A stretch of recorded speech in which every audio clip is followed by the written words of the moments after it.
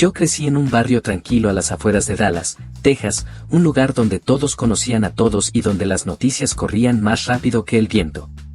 Bastaba con que algo pasara en una esquina para que al final del día ya lo supiera todo el vecindario. Y esa vez no fue diferente. Una mañana de verano, cuando el calor ya empezaba a quemar desde temprano, escuché a un par de vecinas hablar en voz baja frente a la tienda de abarrotes. Lo que decían me hizo detenerme en seco. Un niño del barrio aseguraba que podía hablar con Richard Halpern, el millonario que había muerto hacía poco en la vieja mansión sobre la colina. Richard no era cualquier persona en el pueblo.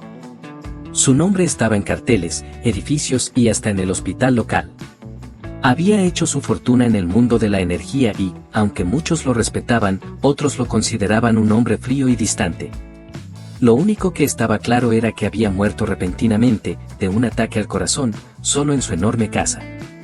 La noticia impactó a todos, pero más lo hizo el misterio de su herencia. Nadie sabía exactamente qué había pasado con parte de su fortuna. El niño del que hablaban se llamaba Samuel.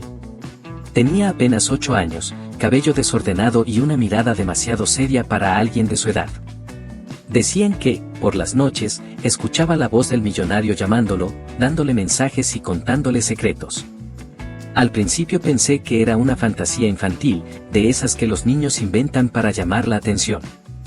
Pero lo que me inquietó fue cómo las vecinas repetían ciertos detalles. Samuel sabía cosas que no aparecieron en los periódicos ni en los rumores del pueblo. Con los días, el murmullo creció. Los adultos lo discutían en los cafés, los niños se asustaban al pasar frente a la mansión, y hasta los más escépticos empezaron a cuestionarse si había algo de verdad en todo eso. Yo mismo trataba de ignorarlo, pero algo me jalaba hacia esa historia. Había visto a Samuel varias veces, siempre caminando con paso lento, como si escuchara algo que los demás no podíamos oír. Una tarde, lo observé sentado frente a la verja oxidada de la mansión de Richard Halpern. Sus pies colgaban, apenas rozando la hierba alta que crecía en la entrada. No jugaba, no cantaba, no hacía nada de lo que un niño normal haría. Solo estaba ahí, quieto, mirando hacia la casa como si esperara que alguien saliera. Y aunque nadie más lo veía, juraría que no estaba solo. Había una tensión en el aire, un silencio extraño que me hizo sentir escalofríos. El rumor se transformó en obsesión para algunos. Había quienes aseguraban que Samuel describía rincones de la mansión con una precisión imposible para un niño que jamás había puesto un pie dentro. Hablaba de una biblioteca que olía a cuero viejo y humo de cigarro, de un pasillo con un cuadro torcido que escondía algo detrás, y hasta de la forma en que Richard caminaba cojeando cuando estaba cansado. Cada detalle alimentaba más el misterio. Esa misma semana, recuerdo haber ido a la gasolinera y encontrar a un grupo de hombres discutiendo sobre el niño. Unos decían que todo era un invento de la madre para llamar la atención o sacar dinero. Otros aseguraban que Samuel tenía un don verdadero, que era un medium elegido para dar un mensaje desde el más allá. Yo no sabía qué pensar. Lo único que tenía claro era que, en ese pueblo donde rara vez pasaba algo fuera de lo común, el caso de Samuel estaba dividiendo a la comunidad. La mansión Halpern, en lo alto de la colina, se convirtió en el epicentro de todas las miradas. La casa siempre había tenido un aire sombrío, con sus ventanas grandes y oscuras que parecían observar a cualquiera que pasara. Desde la muerte de Richard, nadie se había atrevido a entrar. Pero ahora, con un niño afirmando que hablaba con él, la casa parecía más viva que nunca, o más embrujada, según a quien le preguntaras. Yo trataba de convencerme de que todo era un simple rumor, una historia exagerada como tantas otras que circulaban en pueblos pequeños. Pero dentro de mí, una voz insistente me decía que debía acercarme más, que había algo en ese niño que no podía explicarse con lógica. No era solo lo que contaba, era como lo contaba, con esa mirada fija y esa seriedad que no pertenecían a alguien de su edad. Lo que empezó como un simple chisme en el vecindario pronto se transformó en una cadena de eventos que marcaría para siempre mi vida, y la de todos los que estábamos alrededor de Samuel. Y aunque en ese momento no lo sabía, lo que estaba a punto de descubrir sería tan increíble como aterrador.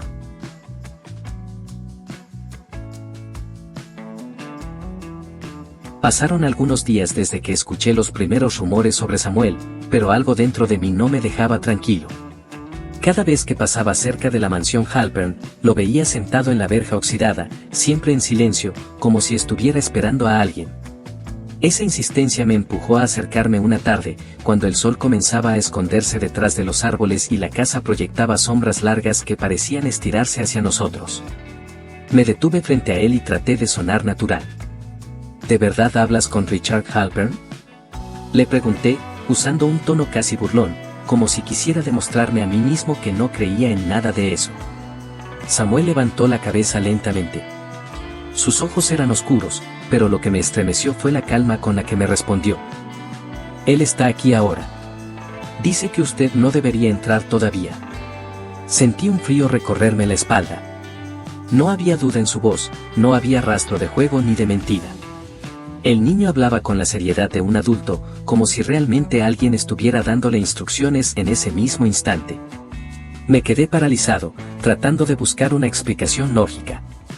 Tal vez su madre le había dicho algo, tal vez había escuchado a los adultos especular, pero la seguridad con la que lo dijo no parecía venir de un rumor.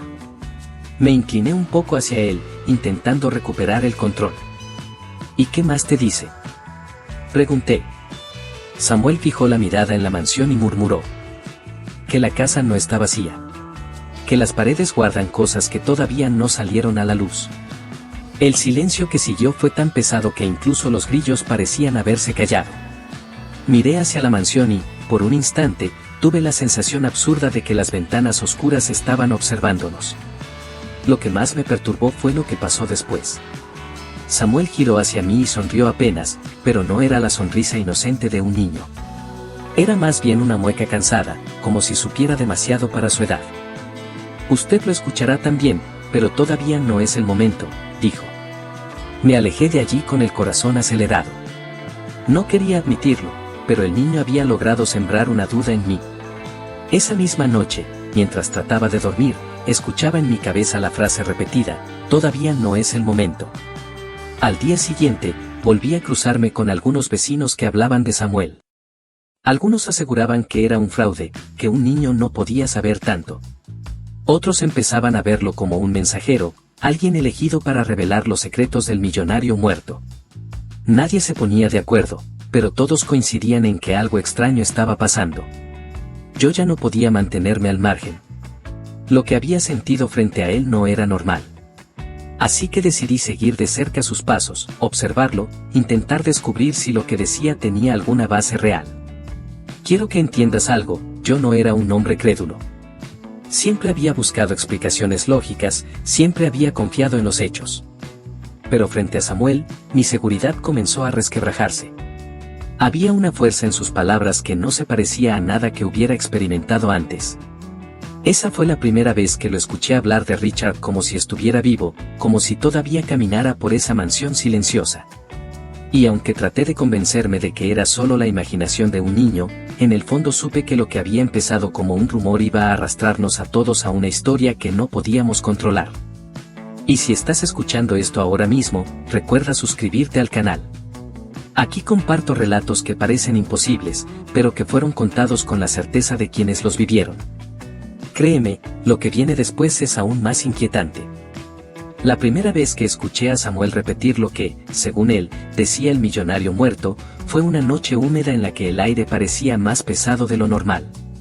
Un grupo de vecinos decidió acompañar a la madre del niño hasta la mansión Halpern. Algunos iban por curiosidad, otros por miedo, y unos cuantos porque querían demostrar que todo era un engaño. Yo fui porque, aunque no lo quería admitir, necesitaba confirmar por mí mismo lo que empezaba a crecer como una sombra en mi cabeza. La mansión se alzaba oscura sobre la colina. Era una construcción enorme, con ventanales altos que reflejaban la luz de la luna y una verja oxidada que se quejaba con cada movimiento. El jardín estaba descuidado, con la hierba crecida y árboles retorcidos que parecían custodiar la entrada. Desde afuera, ya se sentía un silencio extraño, como si el lugar hubiera estado esperando nuestra llegada. Samuel iba al frente, de la mano de su madre. Caminaba despacio, sin mirar atrás, con una concentración que me hacía olvidar su corta edad. Al llegar a la puerta principal, se detuvo. Nadie se atrevía a hablar, como si todos esperáramos una señal. Entonces, el niño cerró los ojos y susurró con voz temblorosa. Él está aquí. Dice que no nos quiere dentro todavía, pero que necesita que escuchen. Un murmullo recorrió al grupo. Una mujer se persignó, otro vecino bufó en señal de incredulidad, pero nadie se movió. Samuel dio un paso hacia adelante, casi tocando la madera de la puerta, y entonces, con un tono de voz más firme, dijo algo que heló la sangre de todos. La caja fuerte no fue abierta por mí. Alguien más lo hizo. El silencio fue absoluto. Nadie sabía cómo reaccionar. Esa frase, la caja fuerte no fue abierta por mí, parecía salida directamente de la boca de Richard Halpern.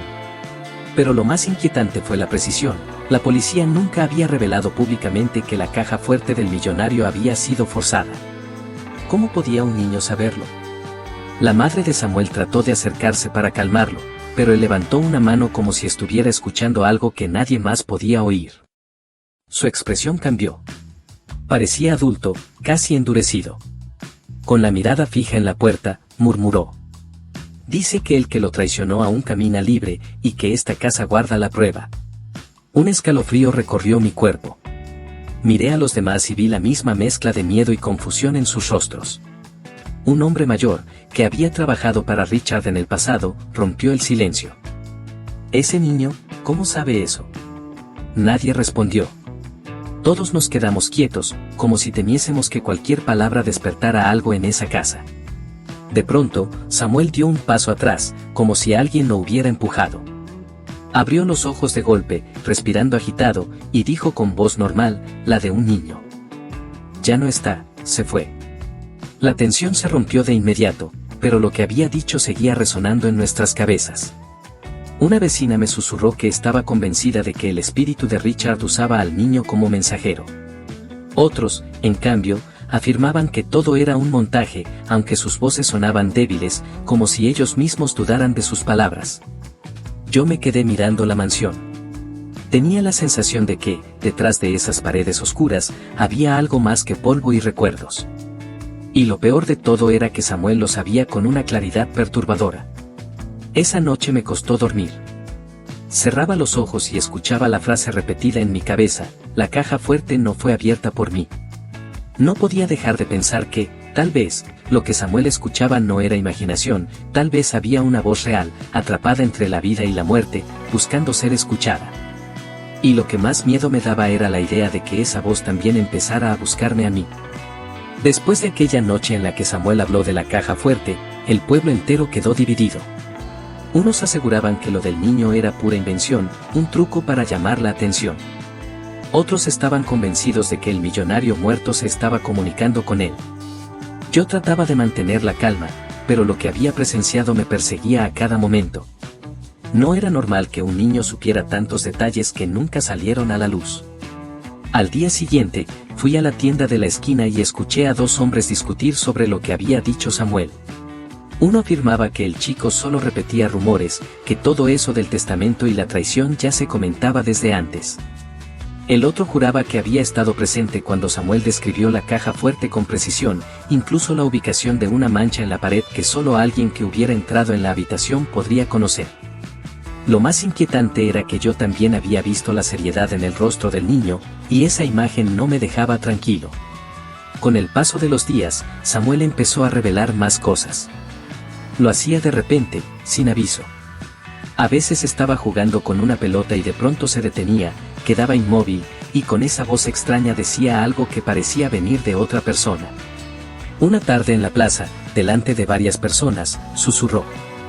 En el pasillo principal hay un cuadro torcido. Detrás de él está lo que buscan. Varios vecinos fueron corriendo hasta la mansión, incrédulos, y para sorpresa de todos, detrás de aquel cuadro polvoriento encontraron un compartimento secreto. Adentro había papeles viejos, cartas personales y un libro de contabilidad con cifras que nadie entendía del todo. La noticia se extendió como fuego, el niño no solo hablaba, también estaba guiando hacia pruebas reales. A partir de entonces, cada palabra de Samuel fue tomada con más seriedad. Lo vi una noche en la puerta de la mansión, con la mirada fija en la oscuridad del interior. De pronto, dijo que en el sótano había una sala oculta que nunca había sido registrada. Varios hombres del vecindario, armados con linternas, decidieron comprobarlo. Yo fui con ellos, aunque el miedo me apretaba el pecho. El sótano estaba lleno de humedad y olor a madera podrida. Las paredes rezumaban agua, y los escalones crujían bajo nuestros pies. Samuel nos indicó un rincón, detrás de unas estanterías viejas. Con un empujón, la pared cedió apenas y descubrimos una puerta oculta. Nos miramos en silencio, sabiendo que algo grande estaba a punto de salir a la luz. Dentro encontramos baúles cerrados con candados oxidados. Tras romperlos, aparecieron más documentos, contratos, recibos, incluso cartas con firmas que parecían auténticas. Había nombres de personas del pueblo y transacciones que nunca se conocieron. Era evidente que Richard Halpern había ocultado cosas importantes, quizás secretos que alguien no quería que salieran a la luz. Esa noche, al salir de la mansión, escuché a Samuel decir con tono serio: él no confió en nadie al final. Solo en mí. Aquella frase me heló la sangre. ¿Cómo podía un niño de 8 años decir algo así? ¿Era posible que Richard hubiera elegido realmente a Samuel para revelar lo que otros no se atrevían a contar? Los más escépticos seguían insistiendo en que era coincidencia, que quizá el niño había escuchado fragmentos de conversaciones y lo había transformado en relatos. Pero nadie podía explicar cómo encontró la sala oculta del sótano ni cómo describió con exactitud lo que había dentro. Las pruebas estaban frente a nosotros, tangibles, y cada descubrimiento parecía confirmar que Samuel no estaba inventando nada. Yo empecé a sentir una mezcla de fascinación y miedo. Fascinación porque estaba viendo con mis propios ojos cómo un niño guiaba a todo un pueblo hacia secretos enterrados. Miedo porque cada nuevo hallazgo abría preguntas más inquietantes: ¿qué más ocultaba esa mansión, y hasta dónde estaba dispuesto Richard, incluso después de muerto, a revelar la verdad? Lo único que sabía en ese momento era que Samuel había dejado de ser un simple niño para convertirse en la voz de alguien que ya no pertenecía a este mundo. Y lo peor de todo era que cada prueba que encontrábamos nos llevaba más cerca de un misterio mucho más oscuro de lo que podíamos imaginar. La noticia de los papeles hallados en el sótano corrió como un incendio en el vecindario. Por primera vez, los más incrédulos comenzaron a guardar silencio. Ya no podían reírse ni decir que era un simple juego de niños. Había documentos, había pruebas, y todas habían sido reveladas gracias a Samuel. Pero lo que ocurrió días después fue todavía más perturbador. Recuerdo que era de noche cuando escuché golpes en mi puerta. Al abrir, me encontré con Samuel. Estaba pálido, con los ojos grandes, respirando rápido como si hubiera corrido varias calles. Su madre venía detrás, nerviosa. El niño me miró fijamente y dijo con voz firme, sin vacilar: él quiere que te lo diga a ti. Me quedé sin palabras. No entendía qué era lo que Richard, a través de Samuel, quería transmitirme. El niño apretó los puños y agregó: su testamento fue cambiado. Dice que lo manipularon, que lo engañaron antes de morir. Su voluntad no fue respetada. Un silencio pesado llenó la sala. Yo conocía la historia oficial: Richard Halpern había dejado toda su herencia a su sobrina, una mujer que vivía fuera del estado y que rara vez lo visitaba. Nunca se entendió por qué él había decidido darle todo a alguien con quien casi no tenía relación. Muchos sospechaban que había sido influenciado, pero nunca hubo pruebas. ¿Qué más dice?, le pregunté, con la garganta seca. Samuel bajó la mirada y murmuró como si estuviera repitiendo palabras ajenas. Él quería que su fortuna ayudara a los niños huérfanos de la ciudad. Dice que fue su mayor arrepentimiento, confiar en la persona equivocada. La madre de Samuel se llevó una mano a la boca. Yo sentí un escalofrío recorrerme entero. Si aquello era cierto, estábamos hablando de un fraude enorme, de un robo disfrazado de legalidad. El niño se sentó en una silla y comenzó a describir escenas que parecían recuerdos de otro hombre, no suyos. Contó cómo Richard firmó un documento la noche en que se sintió más débil, y cómo una figura femenina lo presionaba, insistiendo en que era por su bien. Decía que la pluma temblaba en su mano y que, mientras estampaba la firma, sabía que estaba cometiendo un error. Él no quería dejar todo a su sobrina, dijo Samuel, con la voz quebrada. Quería que el dinero construyera hogares y escuelas para niños sin familia. Eso fue lo que le dio paz en sus últimos días, hasta que se dio cuenta de que lo habían traicionado.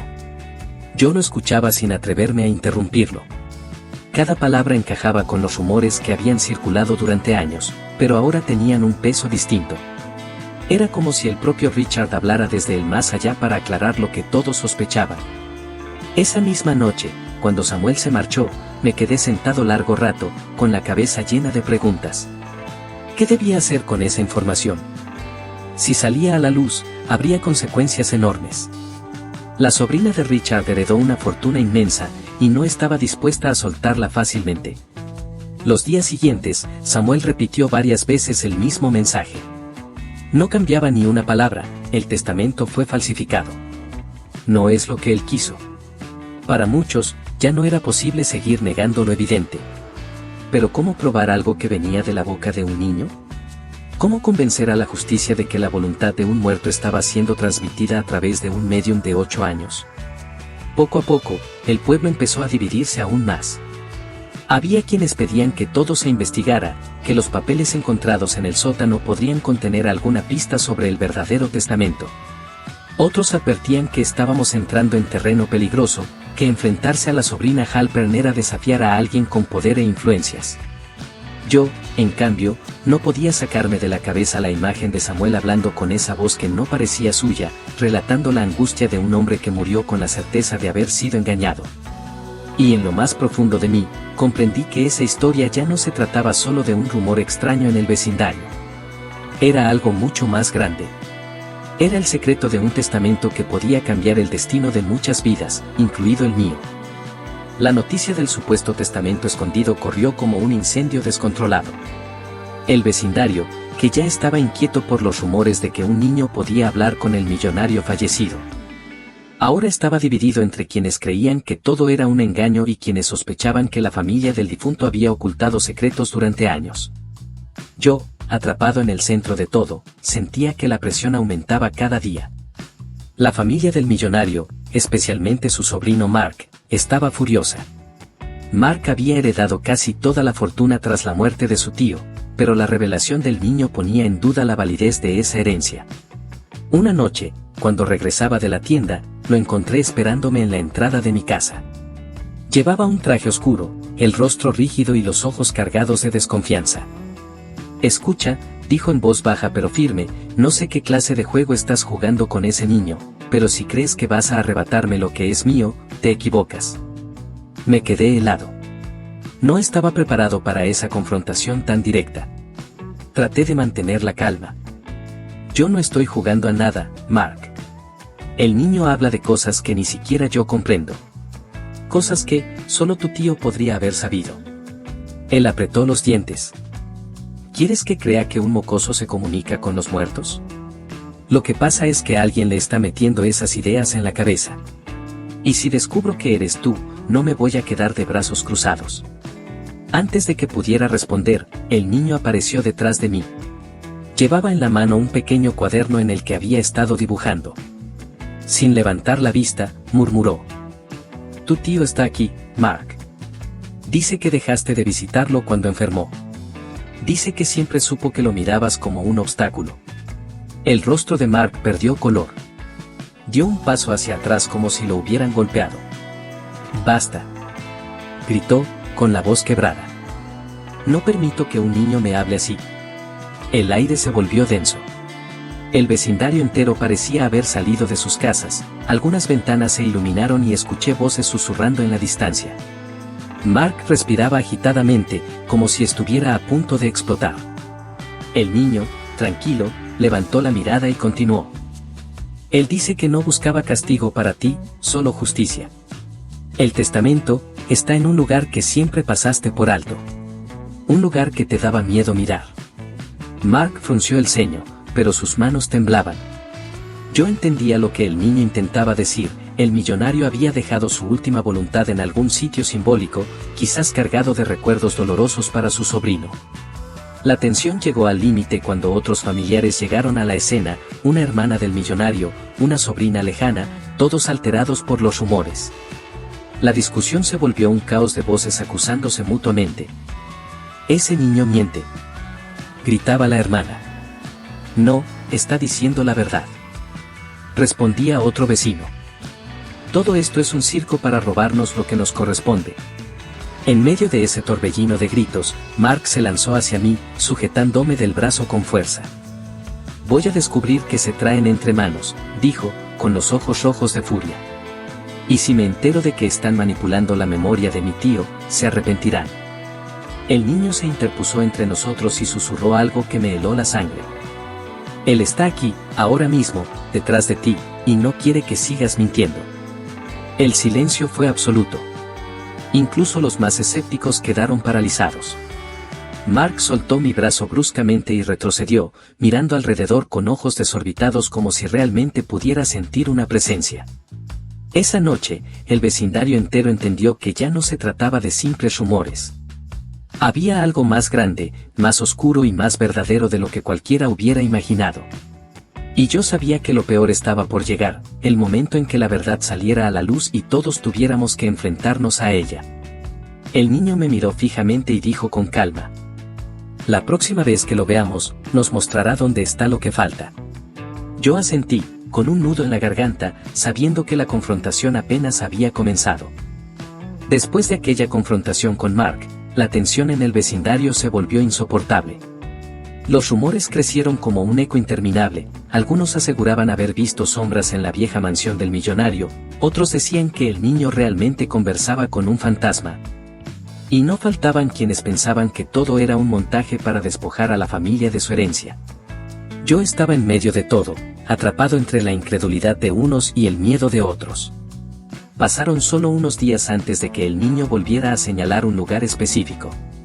Lo recuerdo con claridad, nos encontrábamos en el jardín trasero de la mansión abandonada, cuando él, de pronto, se quedó quieto mirando hacia el viejo cobertizo de herramientas. Su voz fue casi un susurro. Está ahí. Dice que lo puso ahí porque sabía que nadie querría entrar. El cobertizo era oscuro, húmedo y lleno de polvo. Nadie lo usaba desde hacía años. Mark, pálido, se negó a acercarse, pero varios vecinos y yo decidimos entrar. El olor a madera podrida y óxido nos golpeó de inmediato. Entre cajas viejas y herramientas oxidadas, encontramos una pequeña caja de metal escondida bajo unas tablas sueltas del piso. Estaba sellada con un candado que se abrió fácilmente con una llave que colgaba dentro del lugar, como si hubiera estado esperando ser descubierta. Dentro de la caja había un sobre amarillento con el sello personal del millonario. Era su testamento original, firmado y con fecha anterior al documento que Mark había presentado en el tribunal. En esas páginas se detallaba claramente que gran parte de la fortuna debía destinarse a proyectos comunitarios, una biblioteca pública, becas para jóvenes del vecindario y una fundación para ayudar a familias en situación vulnerable.